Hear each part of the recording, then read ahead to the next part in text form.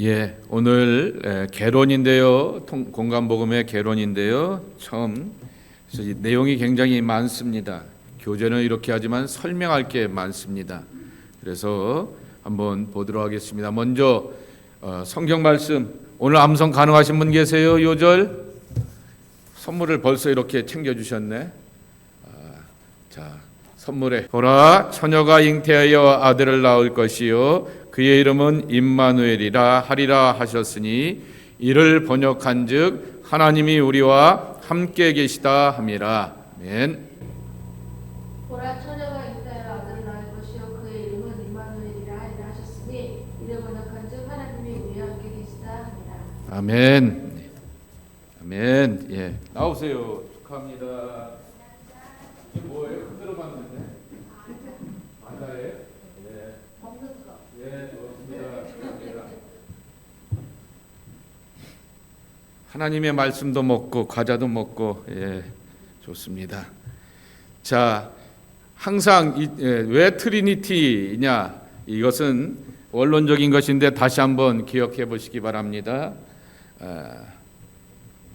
첫째는 사실입니다. 성경에 대한 그 본문의 그 사실이라고 하는 거죠. 그래서 항상 모든 성경 공부나 설교는 여기에 충실해야 됩니다. 그래서 여러분, 제가 주보에다가 설교를 올려놓을 때 본문은 이렇게 하는 말 올려놔요, 안 올려놔요? 주보에, 설교에 올려놓는다고 대답해 주세요. 올려놔요, 안 올려놔요? 올려놔요. 많든지 적든지 간에 꼭 본문은 하면서 이 본문이 어떤 배경을 갖고 있는지, 이거는 팩트입니다. 이거는 감리교인이라고 해서 장로교인이라고 해서 침례교인이라고 해서 달라지면 돼요, 안 돼요? 안 돼요. 그러면은 달라지게 되면 뭐가 되는 거예요? 2단 되고 3단 되고 4단 되는 거예요. 성경이 5단 되고 싶으시면 달라질 수도 있겠지만은 안 되는 겁니다. 그런데 이 의미는 상황이 달라요. 이게 대표적인 게 공간복음입니다. 아니, 예수님은 한 분이고 예수님의 말씀과 가르침과 그 어록은 하나인데 왜 마태가 다르고 마가가 다르고 누가가 요한이 각각 다른가? 우리가 설교를 들어도 자기의 처지에 따라서 어떤 분은 설교 내용에 요기가 좋았다 그리고 어떤 분은 그 간증이 좋았다 그리고 어떤 분은 또 이런 내용이 좋았다라고 말하게 되고, 그거는 의미는 다 이렇게 주시게 되었던 것은 제각각이라고 하는 것입니다. 그리고 가장 중요한 것은 실천과 적용인 것이죠. 그래야지 믿음이 살아있는 믿음이 되기 때문에 항상 내 삶의 자리 속에서 내가 섬기고 살아가고 또 함께 수고하는 공동체 속에서 잘 적용하면서 그 결실과 열매를 맺어가면서 함께 성장하는 것이 중요하다라고 하는 것입니다. 자, 그러면 이제 공간복음입니다. 공간복음이라고 하는 말, 영어로 보게 되면 synoptic gospel이라고 말하게 됩니다. 여기에 syn이라고 하는 것은 syn이라고 하는 syn은 same 혹은 together라고 하는 말입니다. optic, 이게 뭐예요? 안경을 뭐라 그래요? 안경을 뭐라 그래요? optical. 그리고 닥터를 optical 닥터라 말하지 않습니까? optic. 그러니까 같은 눈, 공통의 관점을 가지고서, 그래서 공관입니다. 공통의 공자에다가 볼관자, 그래서 synoptic gospel. 예수님에 대하여서 같은 관점을 갖고 있다. 마태, 마가, 누가가 그렇다라고 하는 것입니다. 왜냐고 하면 시간과 장소와 배열에 있어서 공간복음은 비슷하다. 예수님의 어린 시절서부터 그리고 십자가의 처형과 부활과 승천에 이르기까지 그 시간이 비슷하다라고 하는 것입니다. 그리고 장소가 어디서부터 시작합니까? 베들레헴에서부터 시작하게 되어서 나사렛으로 가시게 되었고, 그리고 종종 이렇게 예루살렘으로 올라오시게 되었고, 나사렛에서 예루살렘으로 올라오는 길 가운데서 있게 되었던 그 일들을 많이 소개하게 되죠. 그래서 중간에 보게 되면은 어디죠? 베다니도 이렇게 등장하게 되고요. 그리고 또한 그 배열에 있어서도 비슷하다라고 하는 것입니다. 그리고 공간복음하고 요한복음의 결정적인 차이가 여기 있는데요.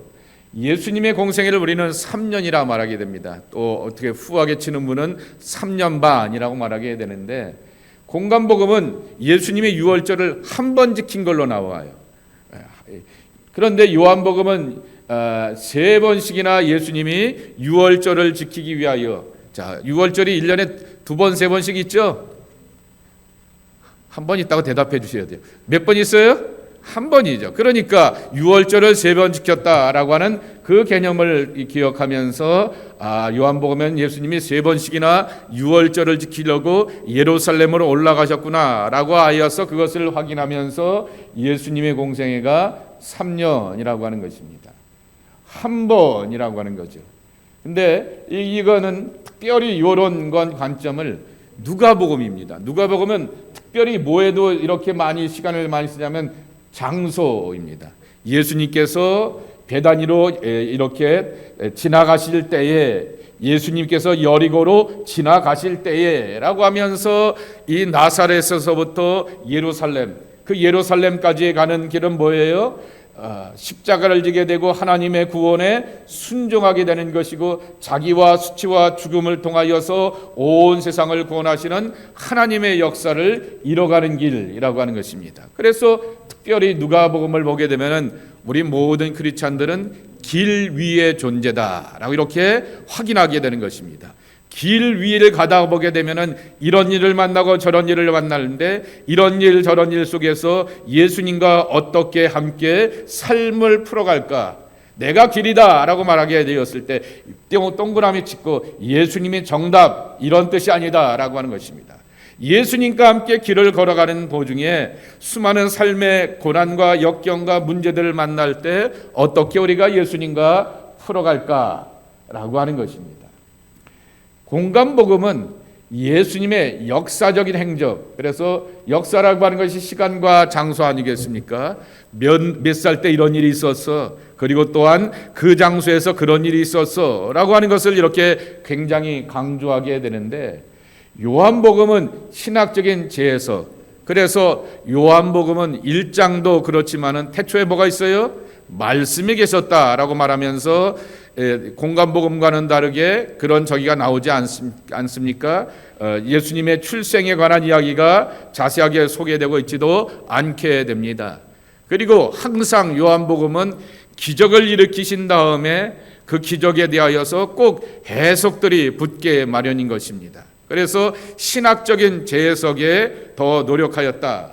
가장 이렇게 성숙한 내용이 담겨져 있기도 하게 되는데, 그런데 이 공관복음이 없이 요한복음만 달랑 읽게 되면은 예수님의 온전한 공생애를 제대로 이해하지 못하기 때문에 이 공생애를 확인하는 것도 중요하다라고 하는 것입니다. 자, 그림 하나 보겠습니다. 이 사복음서에 대한 그림이 있게 되는데요. 요거는 누구예요? 여기 이거 의사 이거 거시기 썼네. 이건 누구예요? 누가입니다. 누가가 복음을 전하게 되었고, 그 예수 돋보기를 가지고서 예수란 분이 어떤 분인지를 이렇게 소개하고 있게 되었고요. 이건 두루마기가 있네요. 이건 어딜까요? 예? 두루마기가 있는 거. 두루마기가 있게 되고 십자가의 고난을 당하게 되었던 것 마가복음이고, 이거는 뭡니까? 요한이고, 여기가 이 두루마기네. 이게 두루마기네. 이것이 모세 오경이나 율법을 재해석하게 되었고, 유대인의 왕으로 오시게 되었던 유대인의 별을 재해석하게 되었던 것이 마태가 되게 됐죠. 이렇게 다양하게 있게 되었던 것을 볼 수가 있습니다. 자, 그러면 이런 질문을 우리가 던져볼 수 있습니다. 왜 그러면 복음서 2번입니다.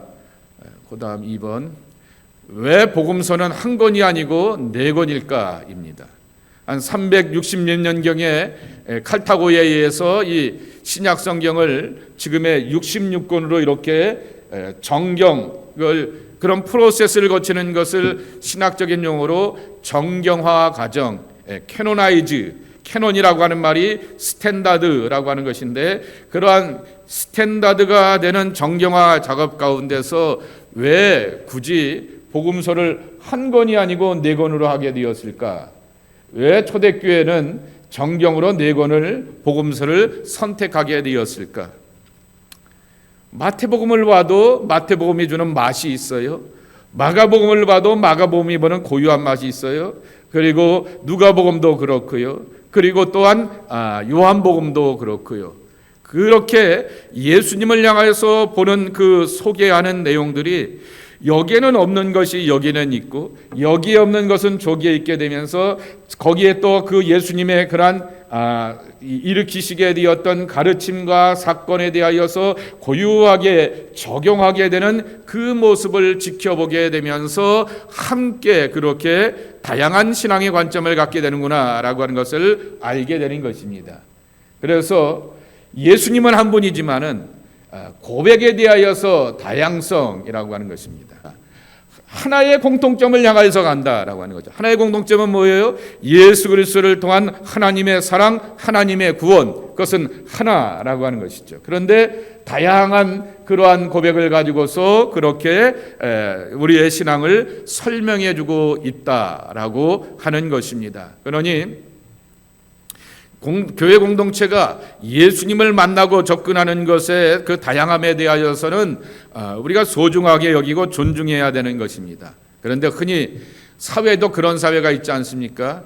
어저께 중국이 어저께인가요? 오늘인가요?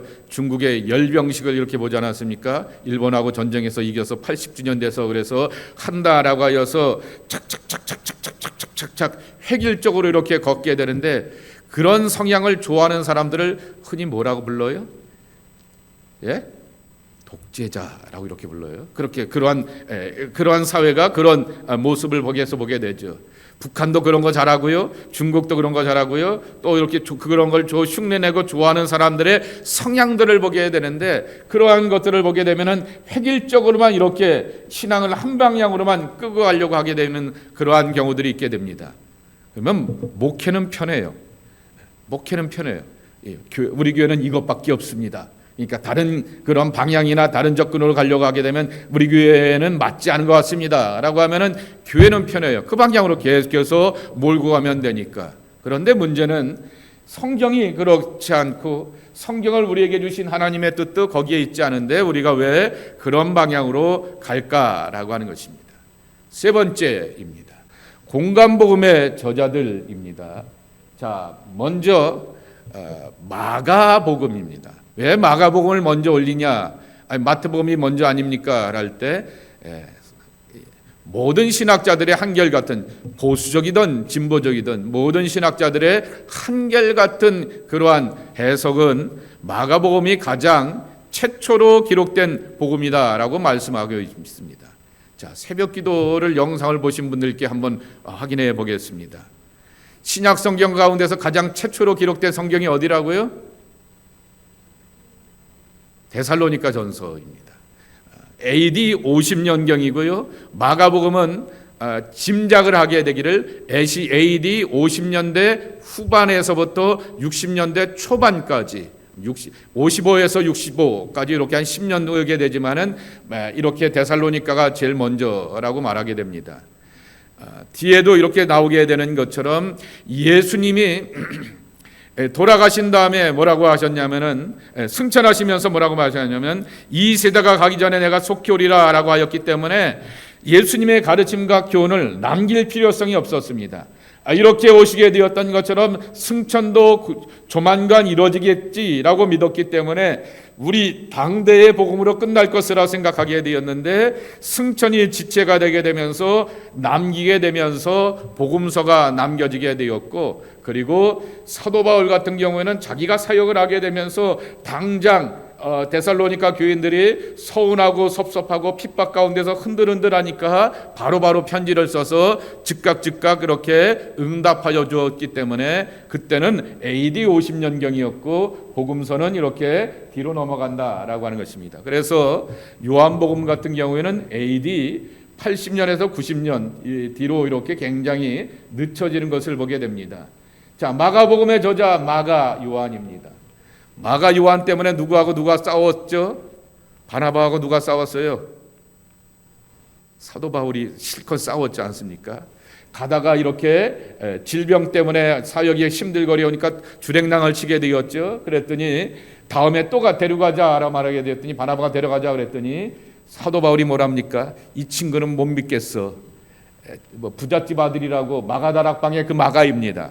이 부잣집 아들이라고 그렇게 애가 스포일 됐는지 조금 사역 가운데 힘들고 어려우니까 도망가 버리네라고 하면서 못 믿겠어 하니까 아니 사람에 대해서 기회를 줘야지. 하나님이 당신에게도 기회를 주셨던 것처럼 우리가 이렇게 기회를 주어서 다시금 다독거려야지라고 하게 되었는데 그때 그러면서 심각하게 한번 싸우게 되면서 서로 빠이하지 않습니까? 그런 경험이 있게 되었던 문제를 만들게 되었던 마가였는데 베드로를 만나게 되었고 베드로가 로마를 향하여서 가면서 사역을 하게 되었을 때 통역자를 자처하게 되었고 그리고 베드로를 통하여서 듣게 되었던 그러한 예수님의 행적을 그렇게 정리해 놓게 되었던 것이 바로 마가복음이라고 하는 것입니다. 두 번째 마태입니다. 마태에 대해서 이렇게 얘기가 많은 것 가운데 하나는 왜 이렇게 마태가 유대인의 이 마태복음은 흔히 유대인의 복음서라 말하지 않습니까?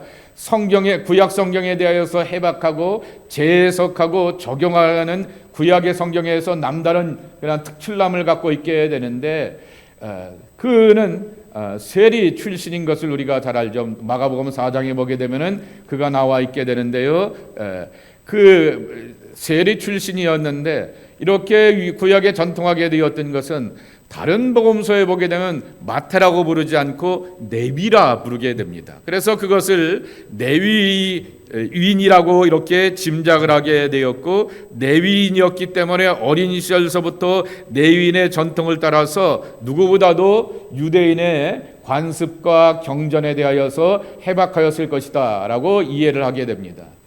누가복음의 저자는 의사 출신이었던 누가라고 하는 것이죠. 근데 여기에도 나와 있듯이 그 교재에 보게 되면은 이렇게 저자에 대하여서 조금씩 퀘스천 마크를 갖게 된다입니다. 특별히 독일의 신학자들이 그렇습니다.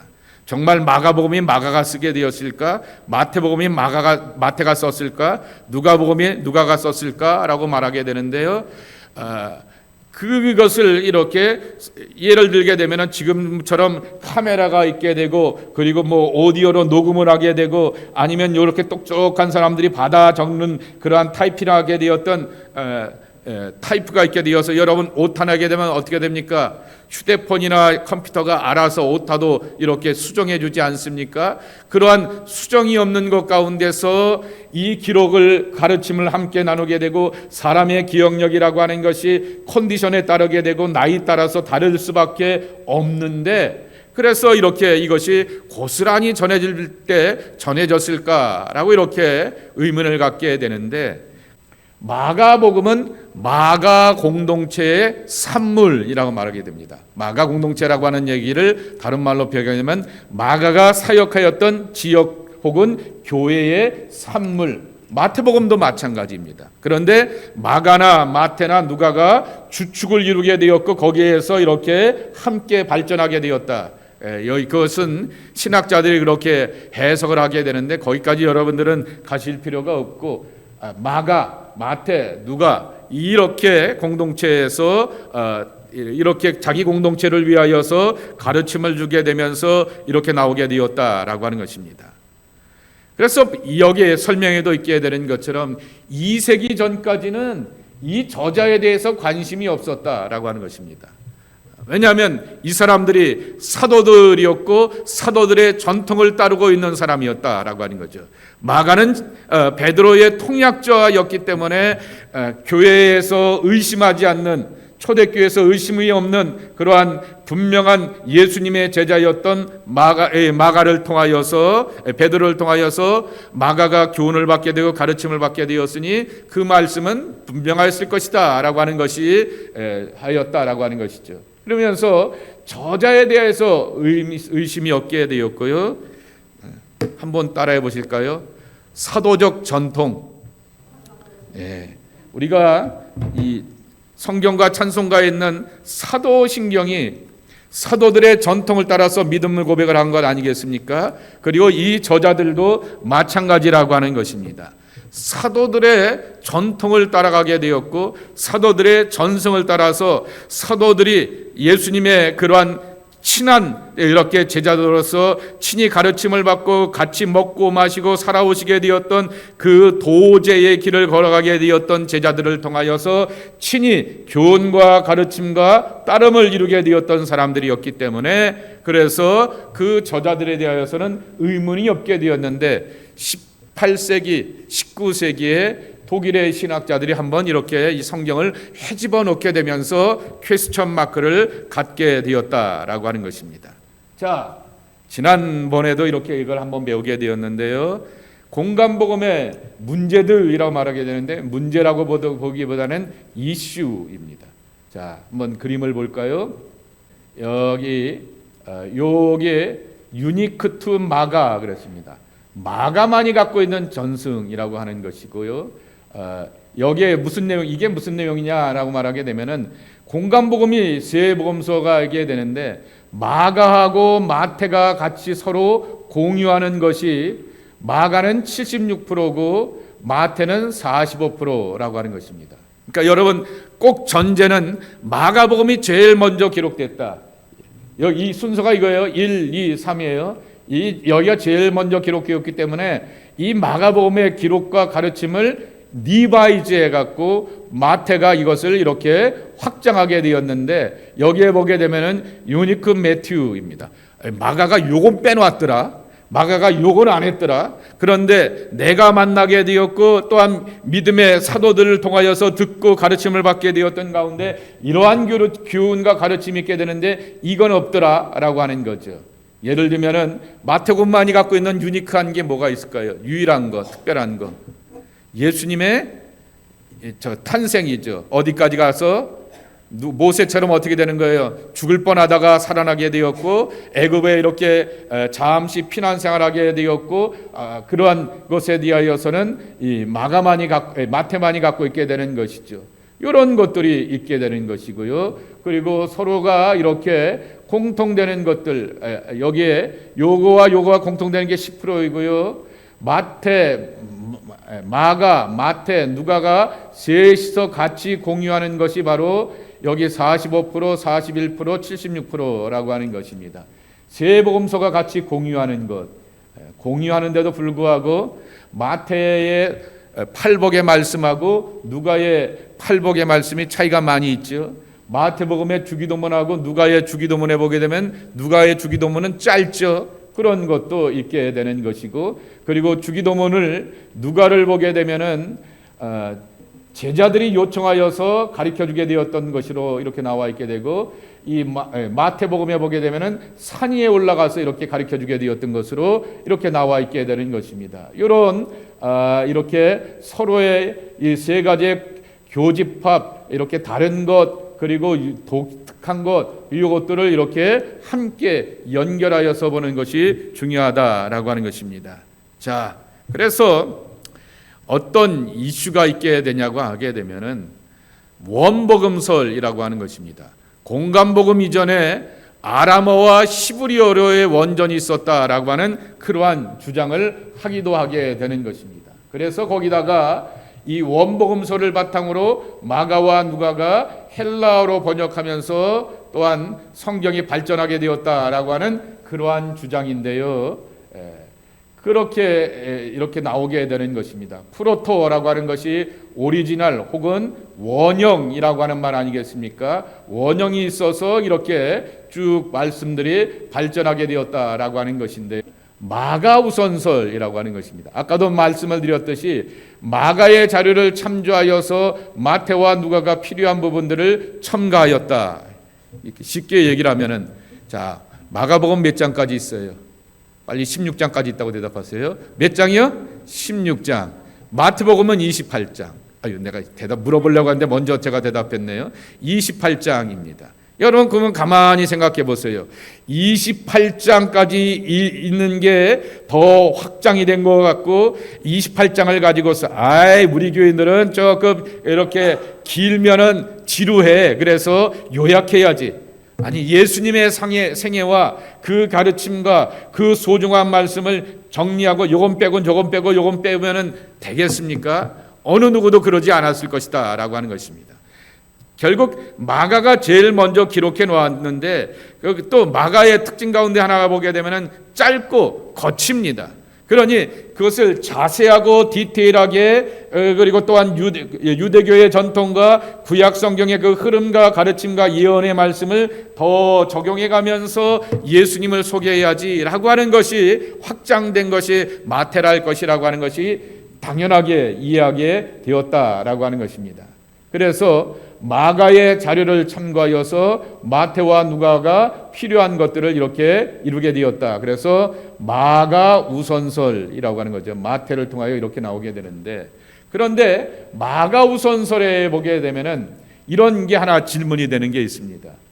마가에는 없다라고 하는 것입니다. 그런데 마태와 누가에는 있는 공통자료, 이건 도대체 어디서부터 가져왔을까라고 하는 것입니다.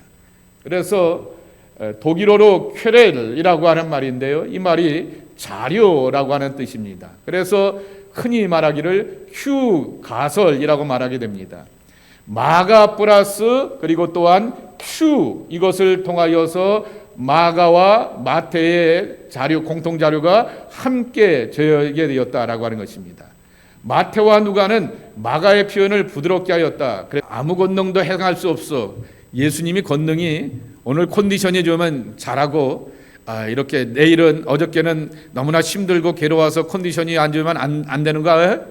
그건 사람은 그렇죠. 그런데 하나님의 메시아가 권능을 행할 수가 없어라고 하는 이 말은 이거 잘못하면은 오해가 쉽다라고 하는 것입니다. 그런데 마태복음 13장 58절 말씀에 보게 되면은 그들이 믿지 않음으로 말미암아, 믿지 않는데 얘들한테 무슨 기적을 보여줘라고 생각하셔서 거기서는 능력을 많이 행하지 않으셨다. 그렇게 하면서 그렇게 그것을 이유를 들어서 자세하게 설명하고 있는 것을 찾아보게 되는 것이죠. 자, 그래서 사문서설입니다. 아까도 우리가 그림에 보게 되었던 것처럼 큐 자료가 있게 되고 오리지널 복음이었던 마가가 있게 되는 것이고, 그리고 또한 마태는 마태만이 갖고 있는 그 고유한 자료를 가져오게 되었고, 누가는 누가만이 갖고 있는 고유한 자료를 가져오게 되어서 오늘날의 복음서를 이렇게 이루게 되었다라고 하는 것입니다. 이것이 사복음서라고 하는 것인데요. 자, 공간복음서를 읽을 때 여러분 다음 주에 숙제이기도 하게 되는데요. 기억해야 될 것은 한번 천천히 읽어볼까요? 시작.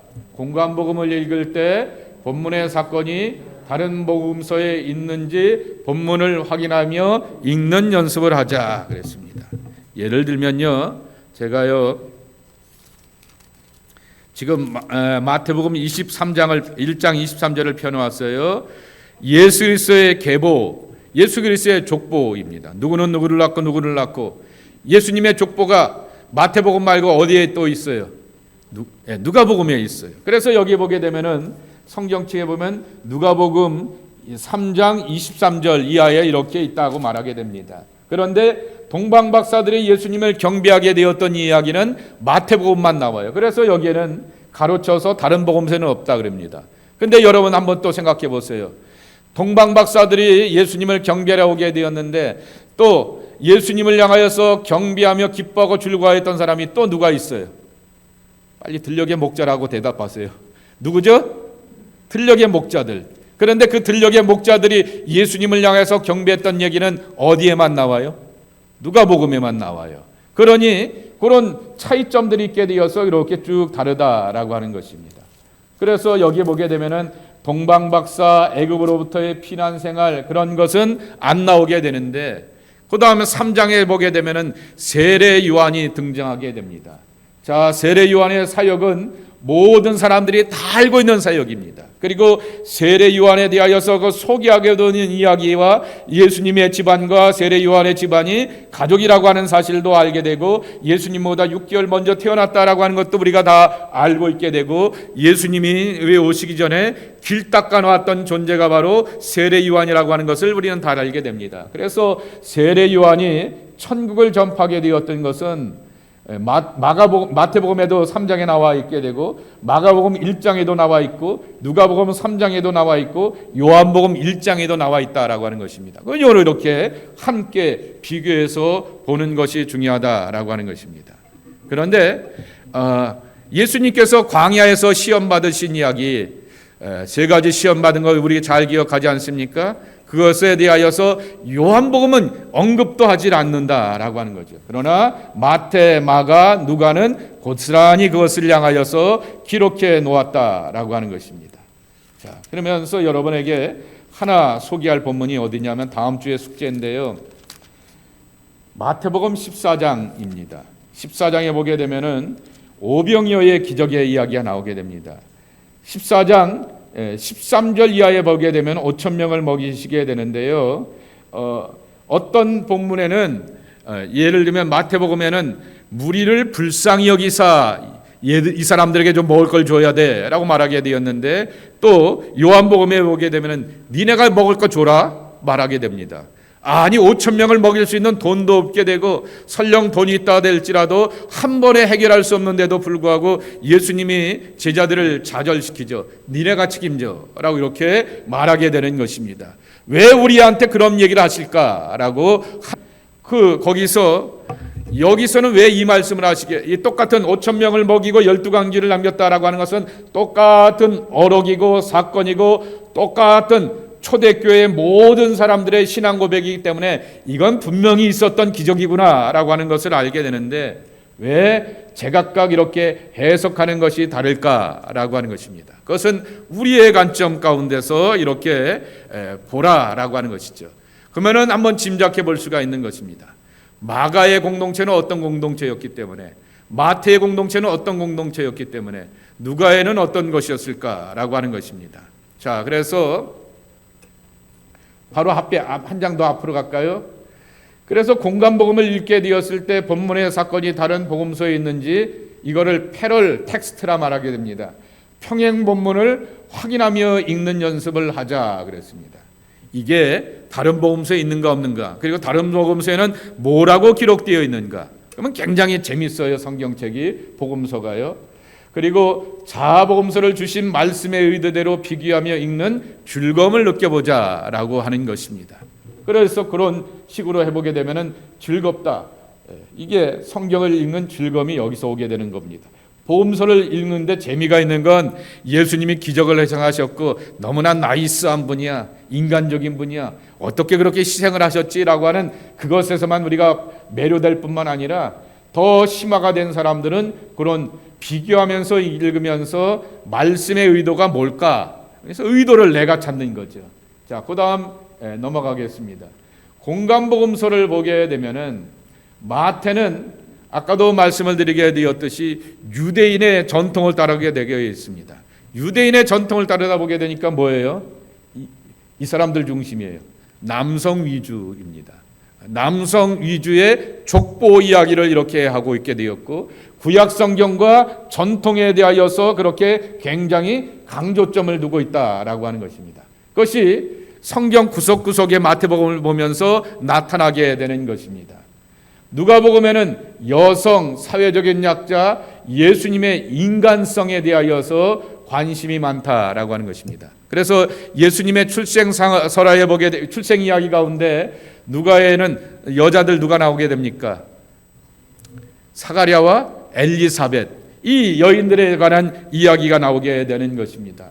그러한 사가랴와 엘리사벳을 통하여서 예수님이 탄생하게 되었을 때 노여 선지자가 정말 예수님이 이 땅에 오신 것을 보게 되고, 성전에서 기도하다가, 그리고 성전에서 기도하는 이 가운데서 나이가 많은 여자 선지자도 가능하구나라고 하는 것을 확인하게 되는 거죠. 여태껏 구약 성경에서 여자 선지자가 있었어요, 없었어요? 우리가 알고 있는 성경 가운데 없죠. 그러나 누구나 하나 이렇게 선지자 비슷한 사람 하나 누가 있었죠. 사사 가운데 누구죠? 드보라는 있게 되었죠. 그런데 그렇게 드물게 되었던 것을 이렇게 누가는 신약 복음서에 끄집어내게 되면서 여성입니다. 지금도 여자분들이 많이 앉아있게 계시는 것처럼 그 교회 공동체 안에 건강한 교회라 말하게 되면은 6대4입니다. 5대5인 교회가 거의 없습니다.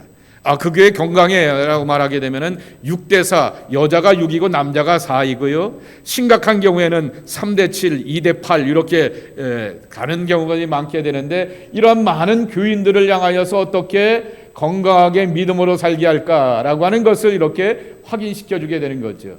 그리고 가난한 사람, 사회적으로 소외된 사람에 대하여서 누가는 관심을 많이 갖고 있게 된다라고 하는 것입니다. 그리고 마가는 아까도 말씀을 드렸듯이 거칠다라고 이렇게 말씀하지 않았습니까? 거칠지만은 이렇게 자세하고 디테일한 설명이 없게 되는 것처럼 주요 인물에 대하여서는 언급 없이 예수님의 역동성 있는 사역에 집중한다라고 하는 것입니다. 마지막입니다. 2번. 자, 복음서에 나오는 인물들, 그 인물을 항상 누구로 읽으라고요? 나로 읽어보자라고 하는 것입니다. 예수님께서 사마리아의 여인에게 다가가시게 되었는데 그 사마리아 여인이 나로 한번 읽어보자라고 하는 것입니다. 예수님께서 베데스다 연못가에서 38년 된 병자를 향해 다가오시게 되었는데 그 사람을 나로 한번 읽어보자라고 하는 것입니다.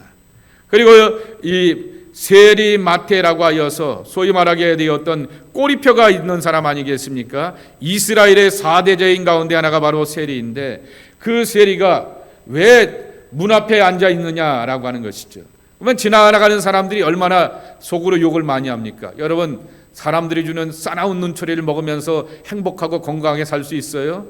저 세리 나쁜 놈, 돈 도둑하는 놈, 앞잡이 이러면서 지나갈 때마다 세리를 향하여서 쭉 욕을 하고 있게 되는데, 한 분이 지나가면서 나를 향하여서 욕을 하는 게 아닙니다. 나를 따라오너라 라고 이렇게 말씀하시게 되는 것입니다.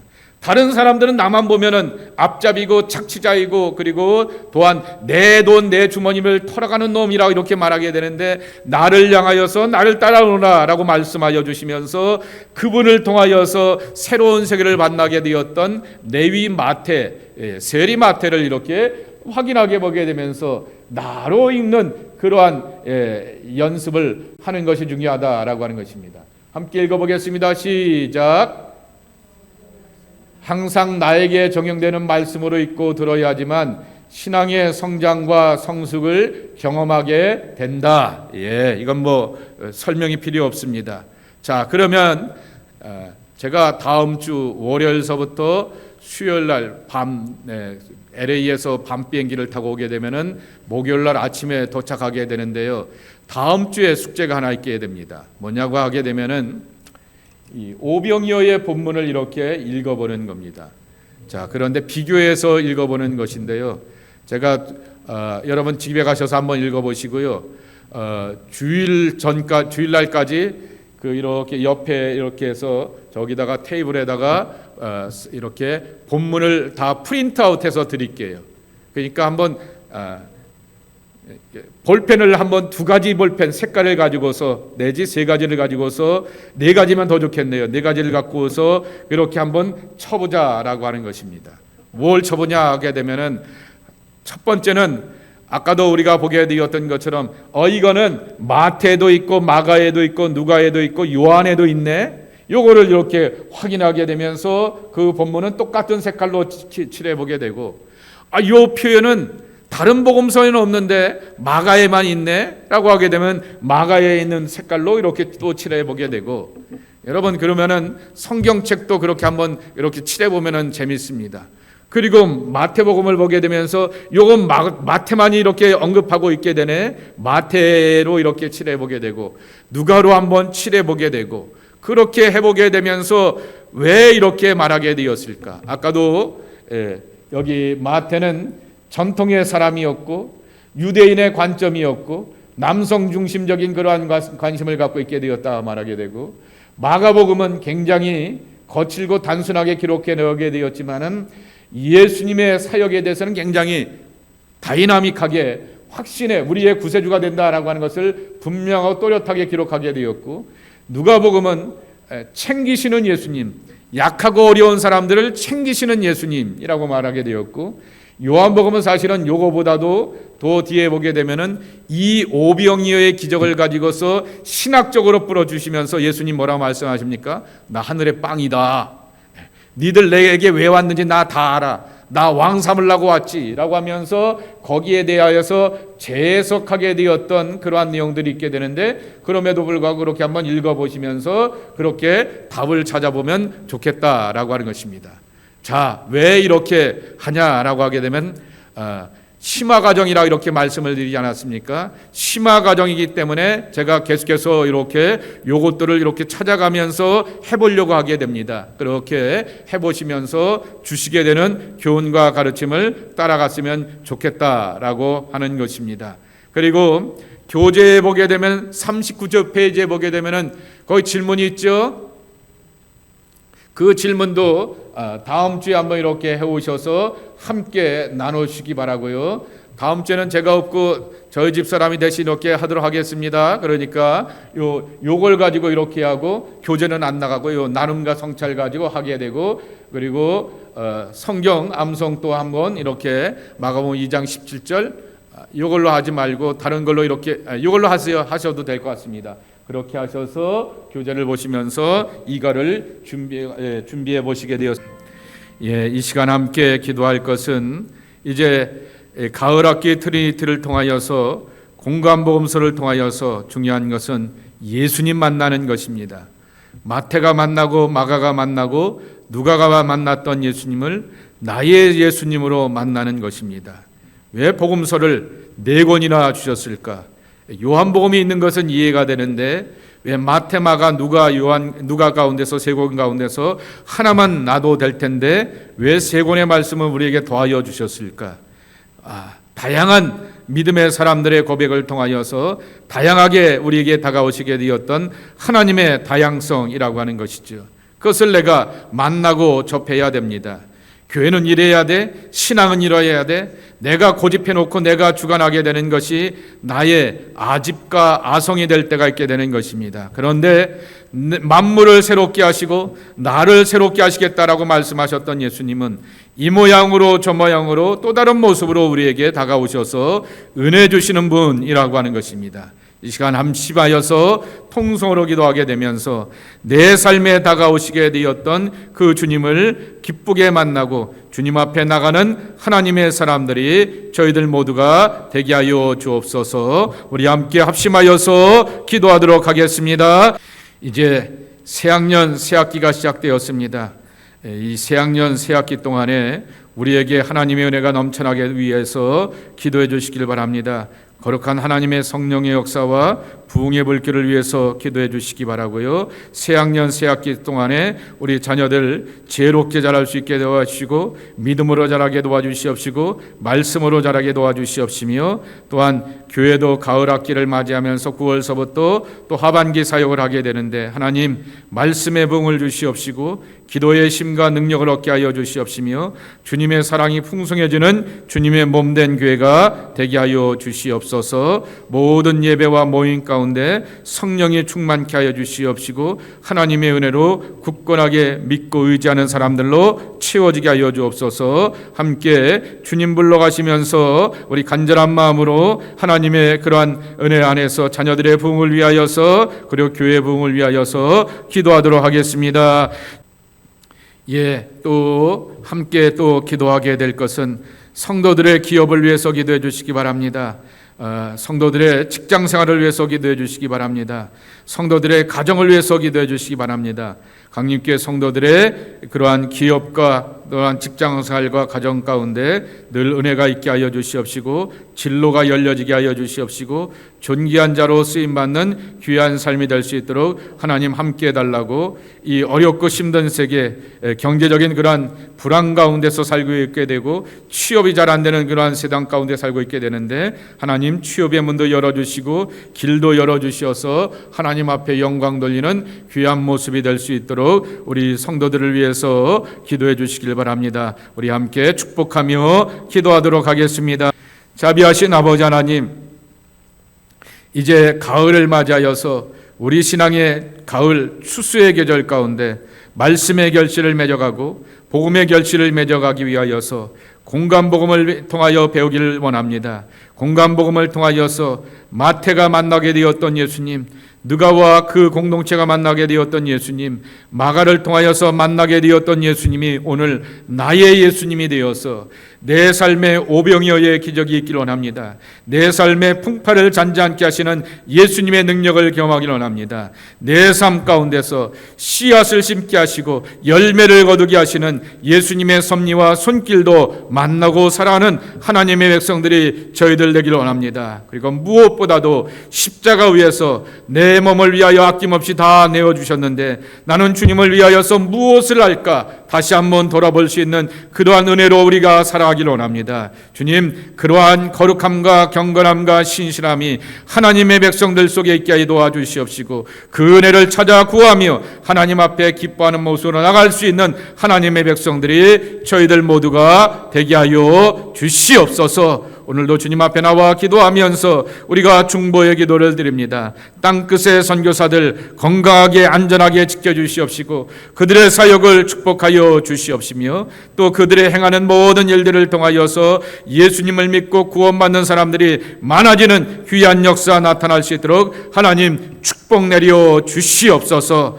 우리 성도들의 사업장을 축복해 주셔야겠습니다. 일터를 축복해 주셔야겠습니다. 취업을 기다리고 있는 이들이 있는 줄 압니다. 그들의 길을 열어주시옵소서. 시온의 대로를 열어주시옵시고 약속의 길로 나가는 약속의 자녀들 될 수 있도록 주님 함께하여 주시옵소서. 병마 가운데서 하나님의 집을 찾아오지 못하는 이들이 있는 줄 압니다. 주님, 그들의 발걸음을 회복시켜 주시옵시고 마음을 일으켜 주시어서 주님의 전에 나와 예배하며 찬송하며 영광 돌릴 줄 아는 하나님의 사람들이 다 될 수 있도록 하나님 깨끗하게 고쳐 주시옵시기를 기도하고 간구합니다. 모든 질병 가운데서 노임을 얻고 나사렛 예수 안에 구원의 사람들이 될 수 있는 회복의 백성들로 축복하여 주옵소서. 예수님의 이름으로 간절히 축복하며 기도합나이다. 아멘.